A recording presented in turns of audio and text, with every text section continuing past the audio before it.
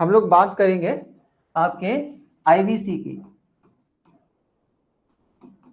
हड़प्पा सभ्यता। ठीक है, हड़प्पा सभ्यता की हम लोग बात करेंगे। हड़प्पा सभ्यता को आज सर सबके नाम बिगाड़ेंगे, हाँ बिगाड़ेंगे, फर्स्ट डे है ना, बिगाड़ देंगे। ठीक है, तो हड़प्पा सभ्यता के साथ सीन क्या है, ध्यान रखना, हड़प्पा सभ्यता का समय ध्यान रखना। हम लोग टाइम की बात करते हैं, टाइम ध्यान रखना। हड़प्पा सभ्यता का समय क्या है, 2500 BC से लेकर 1750 BC, है ना। ध्यान रखना, ये वाइडली एक्सेप्टेड टाइम है इस सभ्यता का। लेकिन फिर भी ध्यान रखना कि एक रेडियो कार्बन डेटिंग होती है ना, जिसमें हम C14 आइसोटोप जो कार्बन का होता है, जो C14 का जो समस्थानिक होता है, क्या कहते हैं, आइसोटोप होता है, इसके आधार पर हमने इसका जो टाइम निकाला था, वो टाइम आ रहा था 2300 BC से लेकर 1750 BC। लेकिन ध्यान रखना कि टेक्निकल चीजें हमेशा काम नहीं करती हैं, इसीलिए इतिहासकार जो है इस टाइम फ्रेम को सर्वमान्य मानते हैं, ज्यादा पॉपुलर है, ज्यादा एक्सेप्टेड है ये टाइम फ्रेम, है ना। वेरी गुड रिजवान अली, ठीक है, ये टाइम दिमाग में रखना। लेकिन अगर हम इसके टेक्नोलॉजिकल एज की बात करें, हम इसके टेक्नोलॉजिकल एज की बात करें, तकनीकी युग की बात करें, तकनीकी काल की बात करें, तो वो किस एज में आएगा। ध्यान रखना, यहां पर इनके पास सबसे जो बेस्ट टेक्नोलॉजी है, सबसे बेहतरीन जो तकनीक है, वो है ब्रॉन्ज। ध्यान रखना, जो ब्रॉन्ज है वो इनकी सबसे बेस्ट टेक्नोलॉजी है, इसलिए इसको हम क्या बोलते हैं, ब्रॉन्ज एज या कांस्य युग। इसको हम कांस्य युगीन सभ्यता कहते हैं, कांस्य युगीन सभ्यता कहते हैं, ऐसे दिमाग में रखना। अगर इनके पास सबसे बेहतरीन धातु, सबसे बेहतरीन मेटल कांसा है, तो इसका मतलब क्या है कि इनके पास क्या नहीं होगा, लोहा होगा क्या। अगर इनके पास लोहा होता तो लोहा, या इसको हम क्या बोल रहे थे, लोह युगीन सभ्यता कह रहे होते। तो ध्यान रखिएगा कि इनके पास आयरन नहीं होगा, लोहा नहीं होगा। और आपके एग्जाम में पूछा जाएगा कि निम्नलिखित में से कौन सा धातु यहां पर मिलता है या नहीं मिलता। गोल्ड है ना, गोल्ड तो उत्कृष्ट या नोबल मेटल है ना। नोबल लोहा तो आपको ऐसी नदी में मिल जाएगा पड़ा हुआ, है ना। तो ब्रॉन्ज से नीचे, अच्छा ब्रॉन्ज है, इसका मतलब क्या है, इनके पास क्या है, कॉपर है ना, इनके पास क्या है, तांबा है, इनके पास एसएन यानी कि टिन है, इनके पास गोल्ड है, इनके पास सिल्वर है, चांदी है, इनके पास सीसा है। मतलब ये धातु जो हैं, ये बाकी जो धातु मैंने आपको यहाँ पर लिख दी हैं, ध्यान रखना, ब्रॉन्ज की तुलना में ये आसानी से मिलने वाली धातु हैं और ब्रॉन्ज की तुलना में कमजोर धातु हैं। सबसे बेस्ट धातु कौन सी है इन सभी में से, ब्रॉन्ज, है ना। तो ये ध्यान रखिएगा, एग्जाम में आपसे पूछा जाएगा कि निम्नलिखित में से कौन सी धातु इनके पास में नहीं थी, तो आप आंसर क्या देंगे, लोहा, है ना। तो आप ये दिमाग में रख सकते हैं। ये आपका टाइम हो गया, टाइम क्रोनोलॉजी के हिसाब से भी और टाइम टेक्नोलॉजी यानी कि धातु या तकनीक के हिसाब से भी, है ना। तो ऐसे आप दिमाग में रखिएगा, ये आपसे पूछेगा। फिर इसके बाद में हम बात कर सकते हैं कि इसका जो स्थिति है या प्लेस है ना, इस सभ्यता का जो स्थान है उसकी हम लोग बात कर लेते हैं, है ना।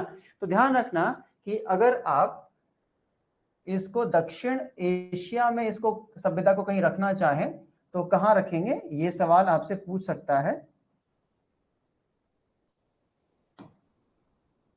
यहां पर आपको इंडिया का मैप दिमाग में रखना है, इतना ही हमारे काम का है। और ये आपका बन जाएगा पाकिस्तान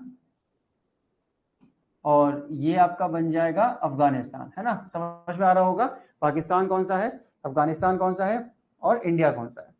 अब ध्यान रखना कि जो आईवीसी है, जो इंडस वैली सिविलाइजेशन है, ये आपको इंडिया में, ये आपको पाकिस्तान में और ये आपको अफगानिस्तान जो है इन देशों में मिलती है। तो दक्षिण एशिया के 3 देशों में मिलती है। उसके अलावा अगर आपसे कोई ये पूछे कि इंडिया के किन राज्यों में मिलती है, ये भी आपसे एग्जाम में पूछ सकता है। तो ध्यान रखना, जम्मू कश्मीर ध्यान रखना, पंजाब ध्यान रखना, हरियाणा ध्यान रखना, उत्तर प्रदेश ध्यान रखना, राजस्थान ध्यान रखना, गुजरात ध्यान रखना, महाराष्ट्र ध्यान रखना, है ना। तो रफली दिमाग में रखना कि भारत के 1 2 3 4 5 6 7, है ना, 7 राज्यों में हमें इस सभ्यता के साक्ष्य मिले हैं, स्थल मिले हैं, साइट्स मिली हैं। मध्य प्रदेश नहीं है, मध्य प्रदेश में इस सभ्यता का हमें कोई स्थल नहीं मिला है, इतिहासकार नहीं मानते कि मध्य प्रदेश से कोई भी इनका साइट मिली है। इसके अलावा क्या, इसके अलावा ये दिमाग में रखना कि हमको इंक चेंज करते हैं, नहीं ब्लैक ही है, खैर कोई बात नहीं। तो इसके अलावा एक और मैप बना लेते हैं फिर। इसके अलावा हम एक और मैप बनाएंगे और उसमें मैं आपको बताऊंगा कि इस सभ्यता का जो विस्तार है उसके स्थल जो है कौन कौन से महत्वपूर्ण है। अब ये छोटा हो गया थोड़ा सा,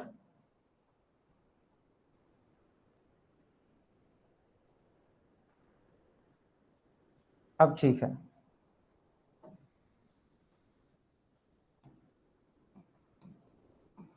ठीक है, ठीक है। तो ध्यान रखना हम इस सभ्यता के कुछ, अब बड़ा हो गया, एमपी रह गया बेचारा, हाँ एमपी रह गया ना, ठीक है। तो ध्यान रखना कि हम यहाँ पर कुछ महत्वपूर्ण स्थलों की बात करेंगे और वही आपके एग्जाम में आ जाएंगे, है ना। ध्यान रखना, ध्यान रखना कि जम्मू में एक जगह है मांडा, जम्मू में आपकी एक जगह है मांडा, ठीक है। और ऐसे ही महाराष्ट्र में एक जगह है आपका दायमाबाद, ठीक है, दायमाबाद। और पाकिस्तान और पाकिस्तान और ईरान के बॉर्डर पर एक जगह है सुतका गेंडोर, क्या नाम है, सुतका गेंडोर, सुतका गेंडोर। कहां पर है ये, पाकिस्तान और ईरान के बॉर्डर पर है, लेकिन है पाकिस्तान में। ये जो इलाका पड़ेगा वो उसको हम कहते हैं बलूचिस्तान। इसके अलावा आप यहां आएंगे तो यहां आपको मिलेगा आलमगीरपुर, आलमगीरपुर, है ना। तो ध्यान रखना कि ये जो स्थल मैंने लिखे हैं, ये स्थल जो है बताते हैं कि इनकी सीमाएं कहां तक हैं, है ना, इनकी सीमाएं कहां तक हैं। गेंडोर, ठीक है, दायमाबाद, ठीक है, आलमगीरपुर, ठीक है, मांदा और मांडा, ठीक है। इसके अलावा यह भी दिमाग में रखना कि इनका आपसे पूछ लेगा रिवर कौन सी है, नदी कौन सी है। तो आलमगीरपुर जो है वो हिंडन नदी के तट पर है, हिंडन रिवर, हिंडन नदी के तट पर है। दैमाबाद जो है उसकी नदी का नाम क्या है, प्रवरा, प्रवरा जो है गोदावरी की सहायक नदी है, प्रवरा जो है वो गोदावरी की एक सहायक नदी है। और मांडा के लिए जो नदी है वो है चिनाब, और सुतका गेंडोर के लिए जो नदी है उसका नाम है दाश्क, ठीक है, दाश्क। बाकी ये महाराष्ट्र में है, ये यूपी में है, मेरठ याद मत करना, ये जम्मू में है, और ये आपका पाकिस्तान में है ना। तो ये रफली दिमाग में रखना, आपसे ये पूछा जाएगा। इसके अलावा आपसे ये पूछा जा सकता है कि इसका पूर्व से या पश्चिम से पूर्व में विस्तार कितना है। ये विस्तार है इसका 1600 किलोमीटर, और उत्तर से दक्षिण कितना विस्तार है, ये है तकरीबन 1400 किलोमीटर, है ना। तो आपको ध्यान रखना है कि इनका उत्तर दक्षिण और पूर्व पश्चिम कितना एक्सपेंशन है। इसके अलावा आपसे पूछ सकता है कि इस सभ्यता का क्षेत्रफल क्या था, एरिया क्या था, है ना, क्षेत्रफल क्या था, लगभग 13 लाख वर्ग किलोमीटर, 630 लाख स्क्वायर किलोमीटर, है ना। तो रफली आप दिमाग में रख सकते हैं। एग्जैक्ट स्वप्निल ने एग्जैक्ट बताया है 12,99,600, लेकिन आपको इतना याद नहीं करना है, आपको रखना है लगभग 13 लाख, है ना।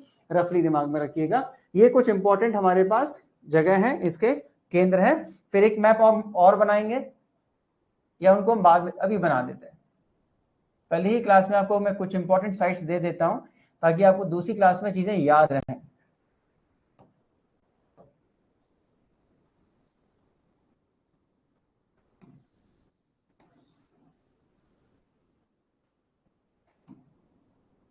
ठीक है, तो ये फिर से मैप बनेगा और ये इसको अपन अफगानिस्तान कह देते हैं। अब कुछ महत्वपूर्ण जगह हमारे पास में है, जैसे कि एक है हड़प्पा। हड़प्पा मानदान दोबारा नहीं लिखेंगे। एक जगह है मोहनजोदारो,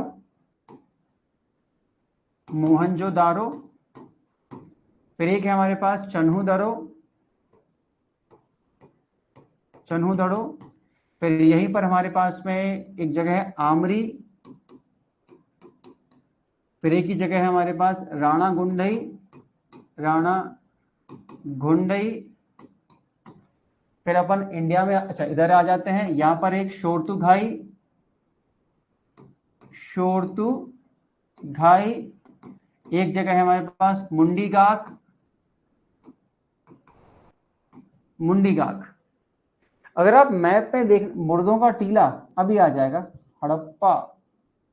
ठीक है, तो ये ध्यान रखना कि शोरतुघाई और मुंडीगाक है अफगानिस्तान में, लेकिन इतिहासकार इसको हड़प्पा सभ्यता के स्थल नहीं भी मानते। वो क्या कहते हैं कि सिंधु घाटी सभ्यता के लोग जब अपने पड़ोसी मेसोपोटामिया या सुमेर की सभ्यता के साथ व्यापार करते थे, तो वो जमीन के रास्ते ओवरलैंड रूट से जाते थे वाया अफगानिस्तान। तो ये इनके लिए ट्रेडिंग स्टेशंस थे, सभ्यता नहीं है। जैसे इतना दूर आपको जाना है तो बीच में कहीं रुकना पड़ेगा, तो ये इनके लिए सराय थे। तो टेक्निकली देखा जाए तो शोरतुघाई और जो मुंडीगाक है, ये इनके साइट नहीं है, ये ट्रेडिंग स्टेशन है, व्यापारिक केंद्र हैं। अगर हम मुंडीगाक और शोरतुघाई को इनके स्थल मान लेते हैं, तो ये ज्योग्राफी के बेसिस पर, ज्योग्राफिकल लोकेशन के बेसिस पर ये मांडा के ऊपर चले जाएंगे। इसीलिए एग्जाम में जब भी पूछा जाएगा कि हड़प्पा सभ्यता का सबसे उत्तरतम नॉर्दर्न मोस्ट साइट कौन सी है, तो आप मुंडीगाक ना बोलकर क्या बोलेंगे, मांडा। तो ध्यान रखना कि वो संबंधित तो हैं, वो संबंधित तो हैं, लेकिन हड़प्पा सभ्यता के केंद्र नहीं माने जाते, है ना। लेकिन फिर भी आपसे एग्जाम में पूछ लेगा कि मुंडीगाक कहां पर है, शोरतुघाई कहां पर, तो इसके आप तैयार रहिएगा, है ना। उसके अलावा हम इंडिया में आते हैं। इंडिया में हमारे पास में है कालीबंगा, कालीबंगा। पंजाब में है रोपड़, है ना। फिर गुजरात में है धौलावीरा,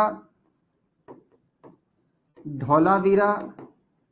यहां पर है देसलपुर, देसलपुर। यहां पर है लोथल, सॉरी रंगपुर, यहां पर है रंगपुर। और यहां पर है लोथल। यहां पर है सुरकोटड़ा। यहां पर है कुंटसी। यहां पर है आपका भगतराव। और यहां पर है रोजदी। ठीक है, ये कुछ साइट्स आपके लिए इंपॉर्टेंट है ना। फिर यहां पर आपको मिल जाएगा बालाकोट, और यहां मिल जाएगा आपको अल्लाहदीनो। ठीक है, आप हरियाणा में आए तो हरियाणा में एक मिल जाएगा आपको मिताथल, यहां पर होगा आपकी, ये भी हरियाणा में ही है ना, थोड़ा लोकेशन चेंज हो रही है, ये हरियाणा में ही है, अपन इसको लोकेशन चेंज करते हैं, ये हरियाणा में ही है। और ये है आपकी राखी गढ़ी, राखी गढ़ी। एक और साइट है यहाँ पर कुनाल, और यहाँ पर एक और साइट है जिसका नाम है बनावली। ठीक है, तो इनको आप ध्यान रख सकते हैं। हाँ, काफी फैला हुआ बिजनेस था, इतने सारे नाम की आप बात करेंगे तो ध्यान रखना इसमें 1500 स्थल हैं। कितने? 1500। तो आपको ये प्रमुख याद कर लेना, बाकी मुश्किल से कोई बचा होगा, है ना। एक और दे देता हूं मैं आपको, रहमान ढेरी, रहमान ढेरी, रहमान ढेरी, है ना। इतने पर्याप्त है, इसके बियॉन्ड नहीं जाएगा। हाँ, 1000 इंडिया में है और 500 पाकिस्तान में है। वेरी गुड, है ना। इन स्थल को देख लेना। अब इसमें हम लोग अभी नहीं लिख रहे, वरना जो है खिचड़ी बन जाएगी आपकी। आपसे ये पूछा जाएगा कि इस सभ्यता की, इन स्थलों के राज्य कौन से, किस राज्य में है और किस नदी के किनारे हैं, है ना। वो भी मैं आपको इसी में समझा दूं क्या? जैसे कि अगला मैप लेंगे या फिर इन साइट्स को अलग से ही देख लेंगे, तब हम देख लेंगे। इसमें से कुछ साइट्स ऐसी होंगी जिसको हमको पर्टिकुलरली पढ़ना ही पड़ेगा, तो वहां पर नदियां आ जाएंगी। बाकी जो साइट्स नहीं आएंगी इंडिविजुअली पढ़ने के लिए, तो उसको मैं अलग से एक मैप ड्रॉ करूंगा, वहां नदियां समझा दूंगा, है ना। तो ये ध्यान रखिएगा कि यहाँ पर 1500 स्थल हैं, यहाँ पर 1500 स्थल हैं, और 1500 स्थल में से लगभग 9-10 जो है ना आपके नगर हैं, कि क्या है, सिटीज हैं वो, है ना, अर्बन सेंटर्स हैं 9-10। तो विवाद हो जाता है तो हम उसको देख लेंगे। तो जब हम साइट्स को इंडिविजुअली पढ़ेंगे तो वो देख लिया जाएगा। इतने स्तर आप याद कर लें, इसी में से एग्जाम में आ जाएगा, है ना। बाकी ठीक है, ये आपकी साइट्स है ना। आपको क्या पता चल गया? आपको एरिया पता चल गया, आपको एक्सपेंशन पता चल गया, आपको लोकेशन पता चल गई, आपको देश पता चल गए, और आपको इतना ही था ना? हाँ इतना ही था, ठीक है। तो कोई सवाल इसमें आ रहा है क्या आप में से किसी का, कुछ पूछना चाहेंगे? ठीक है, आगे चलते हैं। ईयर नहीं पूछेगा, ईयर आपका पूछेगा एक या दो साइट्स के लिए जो शुरुआत में खोजी गई थी, है ना, ऐसे आप ध्यान रखना। ध्यान रखना, हिस्ट्री के बहुत सारे लेवल होते हैं, या तो आप हिस्ट्री से पीएचडी कर लो, हिस्ट्री से नेट जेआरएफ निकाल लो, हिस्ट्री ऑप्शनल यूपीएससी में ले लो। हिस्ट्री ऑप्शनल पहले यूपीएससी और एमपीपीएससी प्री में चलता था, फिर हिस्ट्री जीएस में आती है। तो हमें अपने लेवल के, अपने अपने रिक्वायरमेंट के हिसाब से पढ़ना रहता है। पढ़ने को तो बहुत कुछ पढ़ सकते हैं, है ना। तो इसके बाद में हम बात करेंगे इसके नामकरण की, है ना, नामकरण की। हालांकि मुश्किल है कि प्री में इसमें से आएगा, लेकिन फिर भी आपको मैं बता देता हूं। नॉमनक्लेचर को लेकर कुछ विवाद है।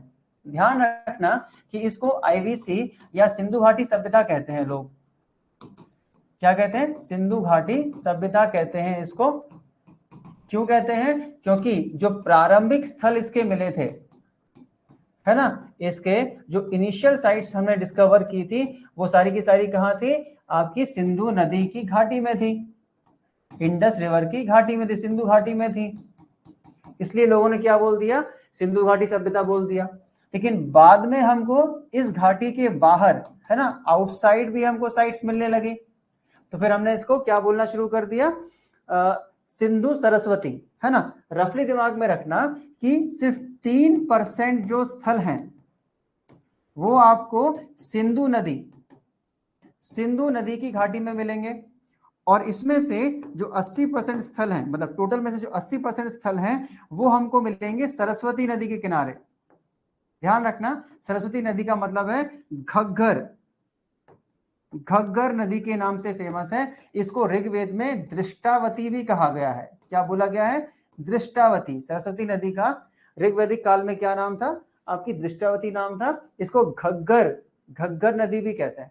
तो रफली दिमाग में रखना कि जो 80% जो स्थल हैं वो आपको सरस्वती मिलेंगे, सरस्वती नदी में मिलेंगे। बाकी जो 17% हैं वो इनके भी आउटसाइड मिलेंगे। तो इनको सिंधु घाटी सभ्यता कहना मुश्किल हो गया, क्योंकि वो आधार खत्म हो गया कि आप उस सभ्यता को एक ऐसी नदी के नाम पर कैसे कह सकते हो जहां पर सिर्फ 3% साइट्स मिली हो, स्थल मिले हो। तो फिर क्या हुआ? इन्होंने इस बात पे अग्रीमेंट बनाया कि क्या करें, हम इसको बोलते हैं हड़प्पा सभ्यता। क्या बोलते हैं? हड़प्पा सभ्यता। हड़प्पा सभ्यता क्यों बोलते हैं? क्योंकि ध्यान रखना, इतिहास में परंपरा है, क्या है? एक ट्रेडिशन है जो ये कहता है कि हम किसी भी संस्कृति या सभ्यता का नाम इस आधार पर रख सकते हैं कि उसका सबसे पहला खोजा गया स्थल कौन सा था, है ना। फर्स्ट डिस्कवर्ड साइट के बेसिस पर you can name the civilization और द कल्चर, है ना। तो रफली दिमाग में रखिएगा, ये है आपकी हड़प्पा सभ्यता, और ये सबसे उपयुक्त, सर्वाधिक एप्रोप्रिएट नेम रहेगा आपके लिए, है ना। ऐसे आप दिमाग में रख सकते हैं। इसके अलावा हम लोग बात करेंगे, अब क्या बात कर सकते हैं हम बात कर सकते हैं पर्सन की, है ना। हम इस व्यक्ति की बात कर सकते हैं। व्यक्ति का मतलब क्या है? हम इसकी विशेषताओं की बात कर सकते हैं, है ना। हम इसकी विशेषताओं की बात कर सकते हैं, हम इसके सेलिएंट फीचर्स की बात कर सकते हैं कि ये सभ्यता थी कैसी, है ना, इस सभ्यता के लोग कैसे थे, है ना। हड़प्पा का मतलब नहीं है जैसे ग्वालियर का कोई मतलब नहीं है, इंदौर का कोई मतलब नहीं है, तो शब्द का कोई मतलब नहीं है ना। जैसे आपका कोई गांव होगा, है ना, हुआ क्या कि हड़प्पा जो एक गांव है पाकिस्तान में, और इन लोगों ने उसी के पास में एक टीला देखा और वहां पर हमको इस प्राचीन सभ्यता के साक्ष्य मिले, अवशेष मिले, तो उसी बगल वाले नाम के आधार पर हमने उसका नाम बोल दिया। बाकी हड़प्पा का कोई मतलब होगा, स्थानीय भाषा में हो सकता है, लेकिन आज तक कभी किसी किताब में लिखना नहीं आया, एग्जाम में भी नहीं आया, तो इतना इंपॉर्टेंट नहीं है। और जो इंपॉर्टेंट होगा देख लेंगे अपन, है ना। तो ये आप दिमाग में रख सकते हैं। इसके अलावा हम लोग विशेषताओं की बात करेंगे। विशेषताओं में क्या है, ध्यान रखना कि ये एक नगरीय सभ्यता है। ये क्या है, ये एक नगरीय सभ्यता है, ये एक अर्बन सिविलाइजेशन है ना। क्या है, अर्बन सिविलाइजेशन है। अब इतना दिमाग में रखना कि ये जो है हिंदुस्तान का फर्स्ट नगरीकरण है। आपके एग्जाम में, इंटरव्यू में पूछा जाएगा कि हिंदुस्तान का फर्स्ट अर्बनाइजेशन कहां पर देखने को मिलता है, तो आप कहेंगे सिंधु घाटी सभ्यता या फिर